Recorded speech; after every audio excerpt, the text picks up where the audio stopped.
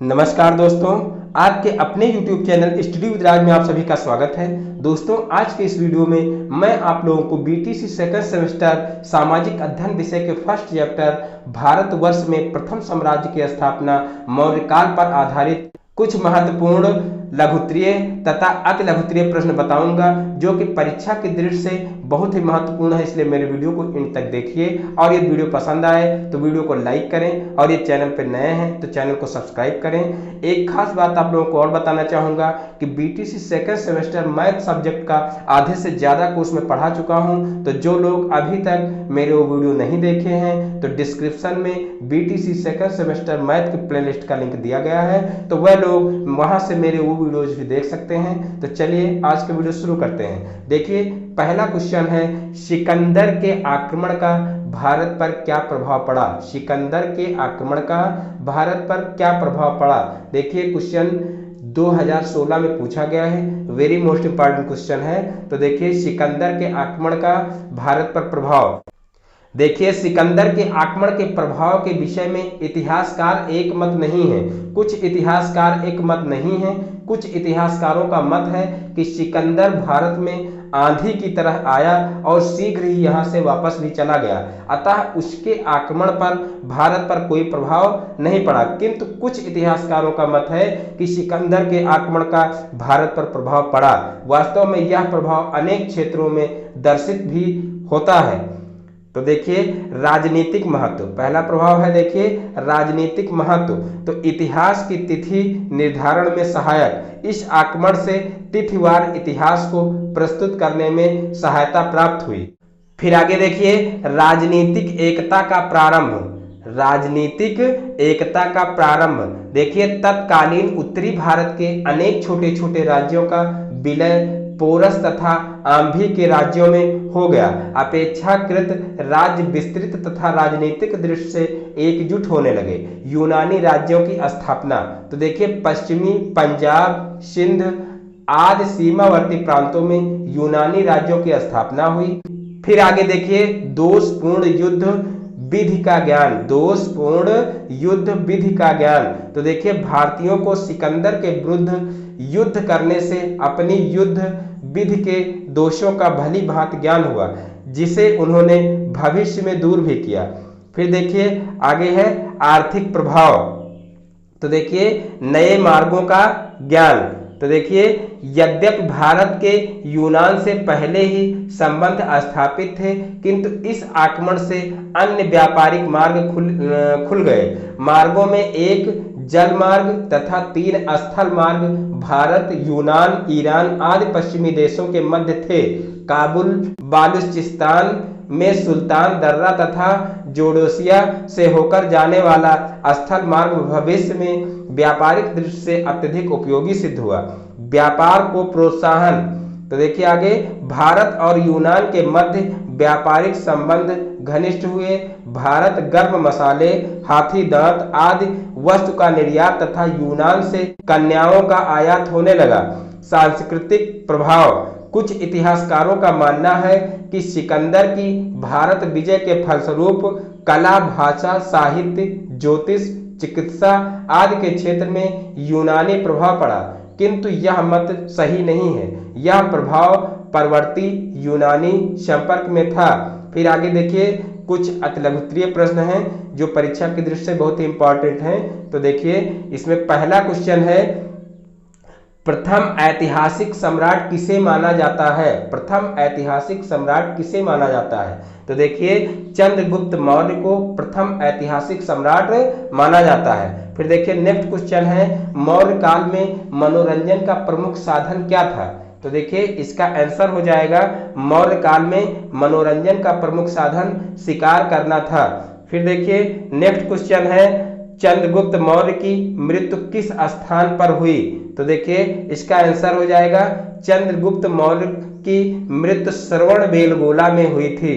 देखिए ये बहुत ही इंपॉर्टेंट क्वेश्चन है कि चंद्रगुप्त मौर्य की मृत्यु किस स्थान पर हुई थी। तो देखिए इसका आंसर हो जाएगा, चंद्रगुप्त मौर्य की मृत्यु श्रवणबेलगोला में हुई थी। फिर देखिए नेक्स्ट क्वेश्चन है, अशोक के अभिलेख किस लिपि में है।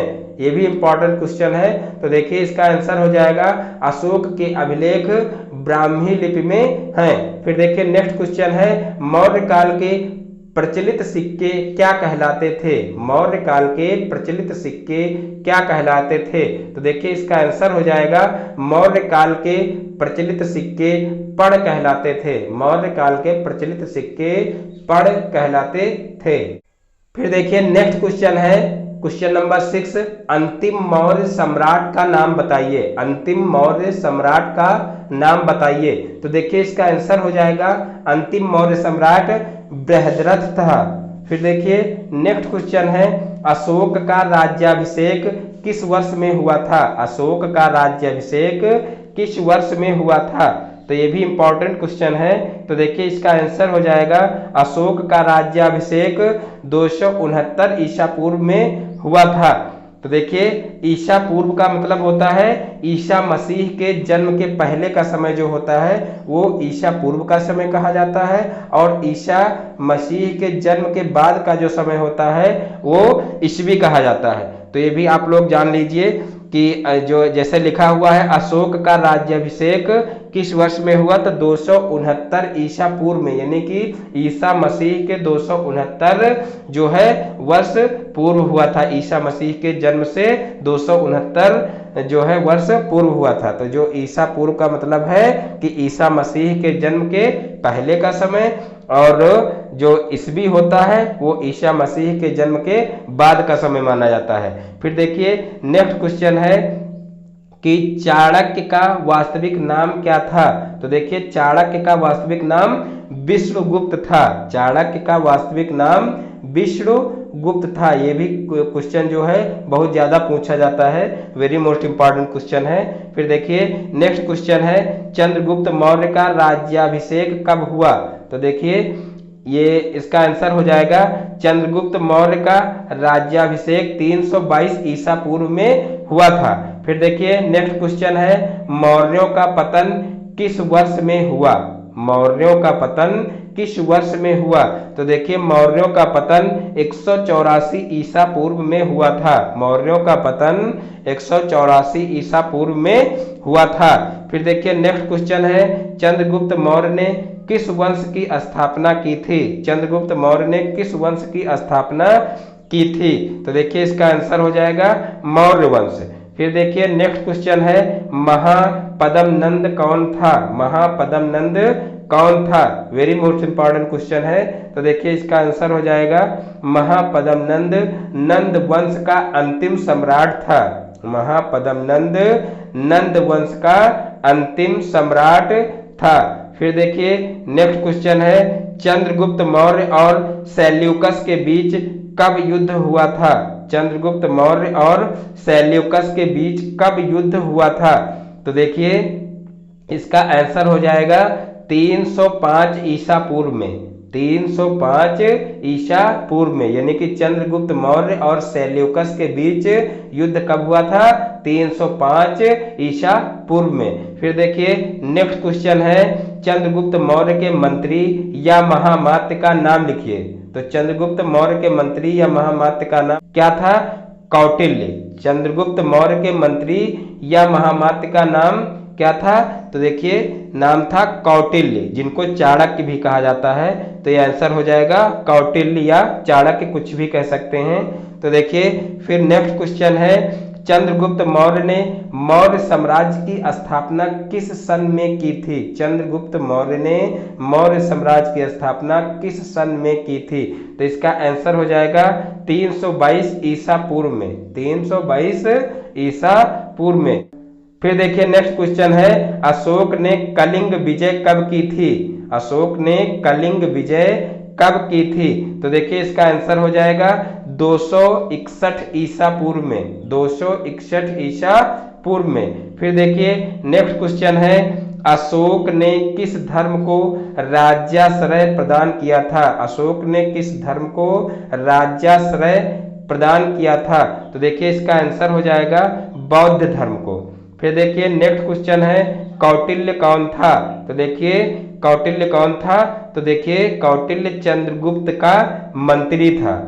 दोस्तों आज की वीडियो में बस इतना ही। दोस्तों यदि हमारा वीडियो पसंद आया हो तो वीडियो को लाइक करें और इस चैनल पर नए हैं तो चैनल को सब्सक्राइब करें और बेल आइकन को भी प्रेस कर लें, जिससे हमारे आगे आने वाले वीडियो का नोटिफिकेशन आपके मोबाइल पर सबसे पहले पहुंचे।